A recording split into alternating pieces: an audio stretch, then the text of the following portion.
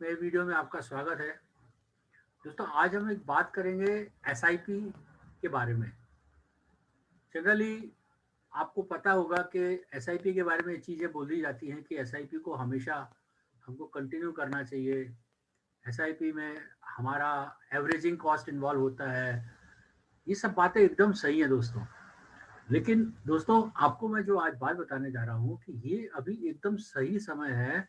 अगर आपकी एसआईपी चल रही है तो उसको आपको अभी डिसकंटिन्यू करना चाहिए। जी हाँ दोस्तों, उसको अभी आपको डिसकंटिन्यू करना चाहिए और उस पैसे को, इक्विटी म्यूचुअल फंड्स की मैं एसआईपी की बात कर रहा हूँ, उस पैसे को आपको डेट या लिक्विड फंड्स में उस एसआईपी को कंटिन्यू करना चाहिए। क्यों करना चाहिए, मैं आपको उसका एक बहुत इंपॉर्टेंट रीजन बताता हूँ। कि जैसे सपोज आपकी एसआईपी एक आप पिछले कई सालों से सपोज कर रहे हैं, तो आपकी एसआईपी जो है वो इस ढंग से आपकी मार्केट के हिसाब से आपकी एवरेज कॉस्ट या आपकी कॉस्ट हो गई, ये टाइम हो गया। अगर आप उसको बाय कर रहे हैं यूनिट्स पिछले कई सालों से 2000, मैं जस्ट एग्जांपल के लिए लिख रहा हूँ, 10 से आप बाय कर रहे हैं तो 2020 चल रहा है अभी।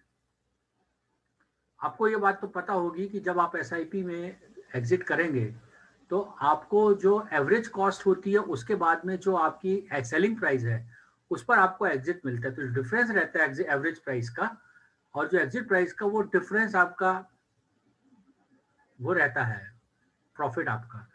अभी आप देखिए मार्केट में इस समय जो है अभी ऑलमोस्ट 14,500 के लेवल पे ट्रेड हो रहा है। 10 साल में मार्केट अगर आप देखेंगे तो लगभग 8,000 से इंडेक्स बढ़ते बढ़ते हुए 14,000 आ गया है ना। तो आपकी जो कॉस्ट है एसआईपी की, वो इस समय परचेज की सबसे हाईएस्ट लेवल पर है। यानी कि अब मार्केट में हो क्या रहा है कि आपकी एवरेज प्राइस, ये अगर आपने 10 साल से एसआईपी की है तो ये लगभग आपकी एवरेज प्राइस जो है, फॉर एग्जांपल ये स्टार्टिंग थी 10 रुपए की और अभी समझो इस एसआईपी का भाव चल रहा है 25 रुपए। एग्जाम्पल, आपके म्यूचुअल फंड्स ने रिटर्न सब मुझे अच्छे शानदार दिए हैं, तो 25 रुपए अभी एसआईपी का भाव चल रहा है और ये आपकी एवरेज प्राइस है।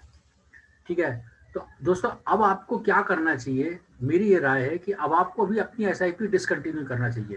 क्योंकि मार्केट में जो ये वन वे रैली हुई है, ये कभी भी अभी फिजल आउट हो सकती है और मार्केट वापस अपने 10,000 या 11,000 के लेवल पर आ सकता है। मेरे को नहीं पता है ये कब आएगा और मेरे को ये भी नहीं पता कि किस लेवल पर आएगा।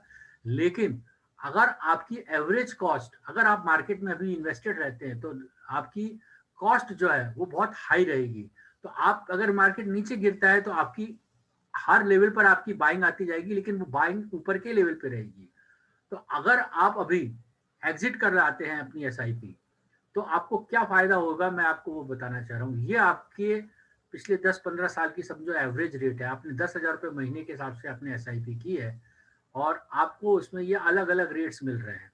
इस साल की आपकी एवरेज, आपकी परचेज जो है, क्योंकि एनएवी सबसे हाईएस्ट लेवल पर है 25, ये एवरेज एनएवी एक साल की, आज से 15 साल पहले, फिर उसके बाद 11-12 या अलग अलग रेट पर मार्केट रहा, तो एक साल की परचेज की एवरेज रेट रही है। अब आप देखेंगे इस ढंग से, अगर आप देखेंगे तो आपकी एवरेज कॉस्ट 14 रुपए 33 पैसे आ रही है।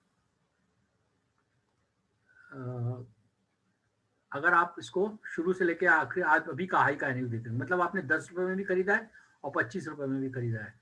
आपके पास में टोटल 1,34,876 यूनिट्स का एक्यूमुलेशन हुआ है।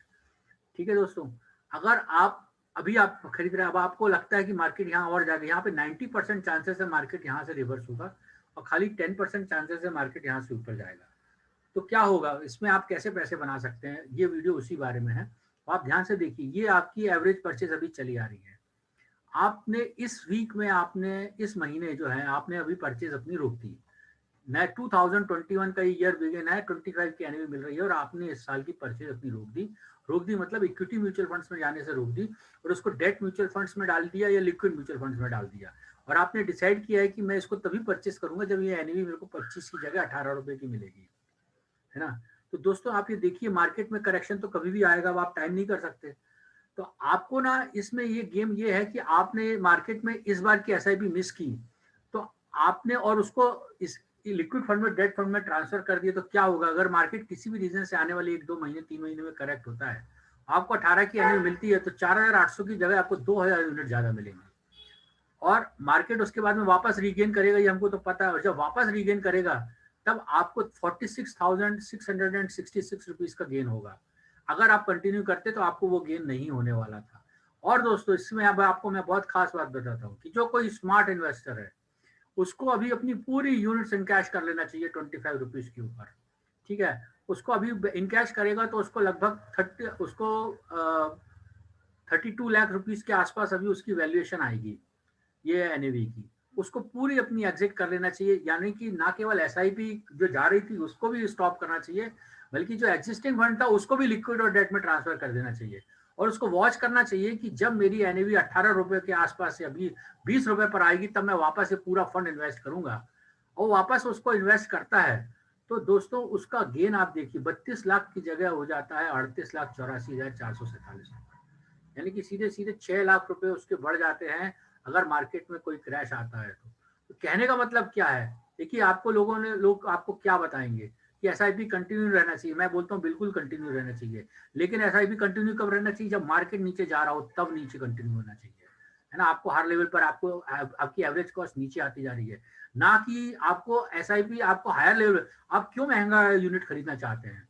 यहाँ तो आपकी प्राइस आपकी बढ़ती जा रही है ना, तो आपकी कोशिश ये होना चाहिए प्राइस जब थोड़ी भी करेक्ट हो तो इस लेवल पर मेरे को जो है पैसा मिले। तो अभी आप इस पॉइंट पर हैं, हो सकता है मार्केट यहाँ से 2-3%, 5% और बढ़ जाए, वो ना नहीं है, लेकिन आप अपना पैसा इकट्ठा करता रहिए। और जब मार्केट में अच्छा लंबा चौड़ा क्रैश आए आप अपना टारगेट रख लीजिए कि मेरे को 18 रुपीज पे एनएवी पे एंटर होना है या 19 पे या 20 पे। उस पर आप अपना पैसा 25% वहां डालिए और गिरे मार्केट तो और 25% डालिए। इस ढंग से अगर आप अपना पैसा इन्वेस्ट करते हैं तो आपको क्या होगा, मार्केट में हर गिरावट में आपको पैसे मिलते चले जाएंगे। आप ऐसा भी कर सकते हैं कि इस फंड से आप वापस इसी फंड में वापस एसआईपी करते जाएं, ताकि आपको हर नीचे अगर मार्केट नीचे आता है तो आपको जो इकट्ठा पैसा आपने जो जमा किया उसमें नुकसान ना आए, बल्कि सिर्फ जो एसआईपी में जा रहा है वो भी आपकी एवरेज कॉस्ट नीचे की आती चली जाएगी। तो दोस्तों ये वीडियो इसी बारे में था कि आपको ऊपर के लेवल पर एवरेजिंग नहीं करनी, नीचे के लेवल पर एवरेजिंग करनी रहती है। और मेरा ये मानना है कि मार्केट 7,500 से 14,000 लगभग डबल हो गया और इससे ऊपर जाने के चांसेस हैं, लेकिन अब बहुत ज्यादा नहीं है और गिरने के चांसेस ज्यादा हैं। तो इस लेवल पर आप अपना प्रॉफिट बुक कीजिए, पैसा साइड में लीजिए और प्लीज एफआईआई को एग्जिट रूट मत दीजिए। आप अगर बाइंग में बैठेंगे तो म्यूचुअल फंड का जो मैनेजर है उसका अपना पैसा नहीं है, वो तो आपके बिहाफ पर खड़ा हुआ है। आप उसको आदेश देंगे कि साइड में बैठो तो वो भी माल बेच के जाएगा, अगर आप उसको आदेश नहीं देंगे तो वो माल लेता रहेगा। तो आप एफआईआई को एग्जिट रूट मत दीजिए। उन लोगों ने 40% का प्रॉफिट लेके बैठे हैं, तो ये माल आपको बेच के ही जाना है, जाएंगे, आप ये बात समझ लीजिए। तो अगर आप उनको मत बेचिए, आप उनको अभी से आप बेच दीजिए ताकि उनको बेचने का वो मौका ही ना मिले, और जब मार्केट नीचे है तब वापस आप इकट्ठा कीजिए। दोस्तों ये वीडियो आपको कैसा लगा हो प्लीज अपनी राय दीजिए। इस तरह के क्वालिटी कंटेंट के लिए हमारे वीडियो को सब्सक्राइब कीजिए और शेयर कीजिए। मेरा नंबर है 9754292575। इस विषय में आप और जानकारी चाहते हैं कि कैसे हम अपने महीने की जो एसआईपी है उससे बढ़िया इन्वेस्टमेंट का कोई ऑप्शन अगर है सेफ और जिसमें आपको सिक्योर्ड वे में रिटर्न्स मिलते रहे, तो मेरे को आप कांटेक्ट कीजिए, जहाँ पे हम आपको इनकम प्रोटेक्शन प्लान के बारे में बताएंगे जो कि बहुत सेफ स्ट्रेटजी है और किसी भी गिरावट में आपको उसमें डरने की जरूरत नहीं है, उसमें आपके पैसे निश्चित तौर पर बनते जाएंगे। बहुत बहुत धन्यवाद दोस्तों।